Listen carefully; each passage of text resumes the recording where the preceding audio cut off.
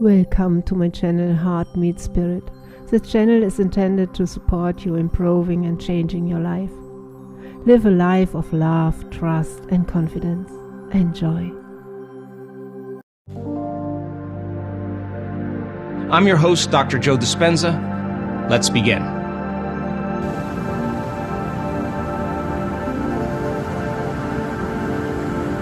You program your children that the body has an innate capacity to heal. And all of a sudden, you're less reliant on something outside of you to make something go away inside of you. Or something else. Whatever it is, shopping, video gaming, everybody's relying on their outer world relationship to change their inner state. The problem is the moment you start feeling emptiness or lack, your brain is going to start to look for something outside of you to take it away. The problem To fill the hole, Right. The problem is that normally the stimulation that's created from those outer things give the body a rush, and so the receptor sites on the cells recalibrate. So you need more the next time to turn it on, right? So now It's tough. You buy the new fancy car and it's fun for the novelty month, wears off, and right? then it's a week, and then it's a day. You're like, it's never enough. And that feeling never goes away. And so the only way that feeling is actually going to go away is when you start going inward, right? And so we've seen significant changes with people, and having that belief should be tested. We should test our belief around that. And my lesson through all of this is that I'm starting to realize how conditioned we are into believing how limited we are. And as you start peeling those layers away and you break through those beliefs, those self-limiting thoughts and emotions, on the other side of that is where the miraculous happens. So you got to be willing to be in that place of discomfort long enough to reorganize order and begin to create more coherence. And then all of a sudden, you get this recalibration that goes on in the brain and body. And then the extent of that is that the ultimate thing is you start to see feedback in your life, those synchronicities, those coincidences, those opportunities. You're scratching your head going, everything's falling into place. Yeah, I'm in the right place at the right time. Everything I think about just comes to me. Because your energy is synchronized. Look, I mean, when you have coherence in the brain and heart, you have a laser of energy, and it could read information much better. You're living in stress, and your brain is shifting its attention from one person to another problem, to another thing, to another place to go. Each one of those things, there's an assignment of neurological networks in the brain. So the arousal of the stress hormones drives the brain into this high frequency, and you're trying to control and predict everything in your life. And your brain circuits are firing like a lightning storm in the clouds. When your brain's incoherent, you're incoherent, and you don't have a signal. You don't have a Wi-Fi signal. You're not connected to the field. How could you connect to energy and information if your signal hasn't become orderly? So that when people synchronize their energy into coherence, they can synchronize to a possibility in the future. And the synchronicities that are feedback from the environment are just a reflection of your energy. And that's the universe saying, follow the breadcrumbs, do it again, follow it again, do it again. And now all of a sudden the person's not waking up in the morning like, oh, I'm gonna meditate now to create my future. They're kind of going like, I'm getting out of bed because I don't want the magic to end, right? They want to sustain that state so that the old reality that they've lived in begins to transform into something new. And because there's no longer a vibrational match with everyone and everything in their past and present reality, there's a vibrational match to their future. And now their future is starting to give them signals. Thoughts, to me, produce an electrical charge in the quantum field, and feelings produce a magnetic charge in the quantum field. Thoughts produce a what? An electrical charge. Okay. And feelings produce a magnetic charge. And how you think and how you feel broadcasts an electromagnetic signature that influences every single atom in your life. The thought sends the signal out. Now think about this. And the feeling draws the event back. So you could have the intent that you want wealth, you want health, you want success. That's your intent, that's your thought. But if you're waiting for the experience to happen to feel it, then you're not drawing the experience to you because you're not feeling the emotion, right? So then teaching people once again how to balance their thoughts and feelings, because you can enter that cycle either place. Sometimes we do a meditation, we start opening our heart, we start elevating the body's energy, and then those emotions can drive certain thoughts of your future. Other times you open your awareness, you create brain coherence, you have the vision of your future, you begin to emotionally experience it.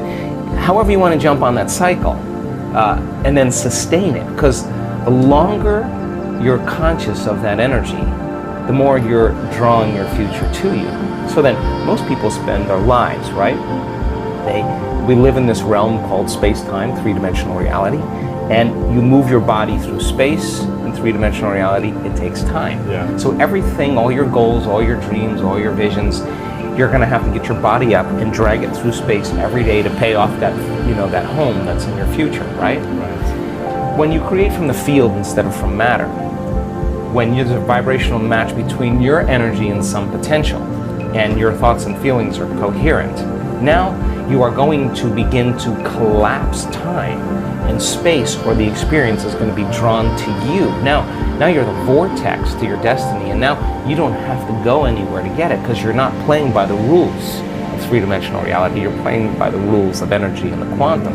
So teaching people how to do this and getting better at it, then all of a sudden they're not forcing and controlling outcomes. In fact, they're trusting and surrendering to outcomes, because they don't want to get in the way. Because the moment you start trying to predict when it's going to happen or how it's going to happen, you're overlaying a known over a place where there should be an unknown, right? So teaching people how to do that means we have to lay down the very thing we used our whole life to get what we want for something greater to occur, right? And so that transcendental moment is something that we're working on demystifying.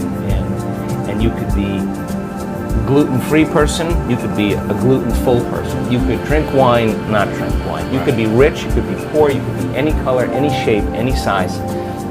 In fact, you can't tell me you're too old to do this work. You can't tell me that. We got elders in this work that we show you their brain scans and you'd be blown away. They know how to do it. You can't tell me you're too sick to do this work. We have people that have reversed stage 4 cancer numerous times. And yeah, it took a Herculean effort to do it, but they love themselves. You can't tell me that you're too out of shape or too overweight or too underweight. You can't. I've seen it in all shapes and sizes. You can't even tell me that you had a brutal past. And people that have had very, very dismal pasts that are free, that are happy people.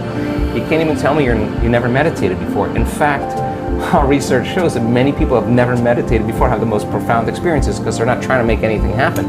They're just following the instructions, right? And they don't have a habit of doing it. So we don't want to exclude anybody in the process. We want to include everybody. So it turns out that our events tend to draw a good portion of men because of the science. We have a lot of children now that are, teenagers that are coming, and people in their 20s. We have a great community of elders. We have, in our events sometimes 63 different cultures coming to countries coming to our events, between 50 and 65. So we want to make it so inclusive that community becomes the side effect, because with a community of like-minded, like similar energy of people, everybody understands. They get one another. Community tends to be the thing now that, in terms of our social media and the feedback we're getting, everybody wants more community, because you get 1,000 people in an audience and their energy is synchronized. Now you're doing something so much bigger. We're just going to measure this. I just talked to a researcher yesterday. We're going to measure 1,000 people when they reach that synchronized moment, when we know that the entire social coherence in the room is orderly. Then if you're producing an ambient, coherent magnetic field in your heart, and you're tuning into a thought or an intent, and you got 1,000 people doing that, and your energy is going to start interfering and commingling with the person who's next to you. When that energy starts to synchronize, it's going to produce a bigger wave. The higher the amplitude, the higher the wave, the more energy there is. So now you have one mind and one heart. And now when it comes to healing others, and we've done the research on this now, and we're collecting the data, that we're teaching people how to administer a change in energy in a person that's laying there. Because it's not matter that emits a field. That's the wrong way to think about it. It's the field that creates matter. You change the field, you change matter. It's not your job to change the tumor. The tumor's the illusion.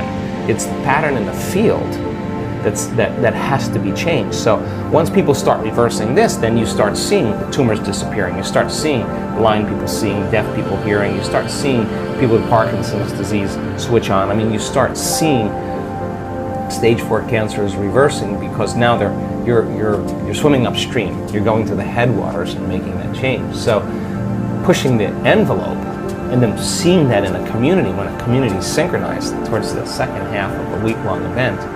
I mean, as I said before we started the show, I'm more surprised than anybody when we witness some of these things. It's crazy.